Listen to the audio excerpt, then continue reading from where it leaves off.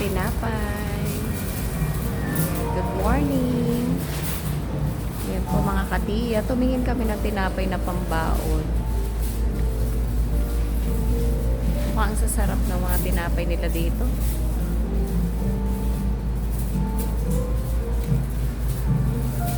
Pumili lang kami ng sa tingin namin ay gusto namin. Sarap naman.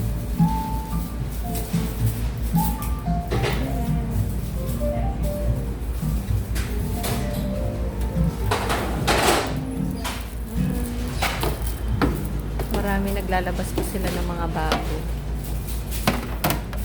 Ibang flavor. Yung mga ganyan din. Ang cute naman ito. Ano ba ito? Tinapay din? Tinapay na parang candy. Marshmallow. Ang cute ng design. Tiyo, cute ng design nito. Ano?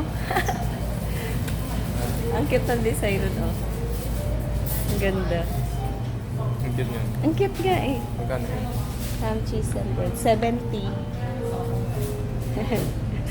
Pwede yung sa pambata. Ano? Para ito yung may palaman na. Ang dami sila. Yan na lang kuya. Meron din sila ditong cake. Pero maliliit na cake lang. Ayun. Sarap. Tinapay na cake. Ano ito yung puti-puti na yan? Mochi. Ah, mochi. Oo, mga mochi. Ito, Oh. Pia, gusto mo ito. Ano yan? Dessert? Strawberry cake. Strawberry. Para ano? Tikman natin. Para pang ano, no? Pagkatapos natin kumain. Tiramisu, masarap ba ito? Masarap ang tiramisu.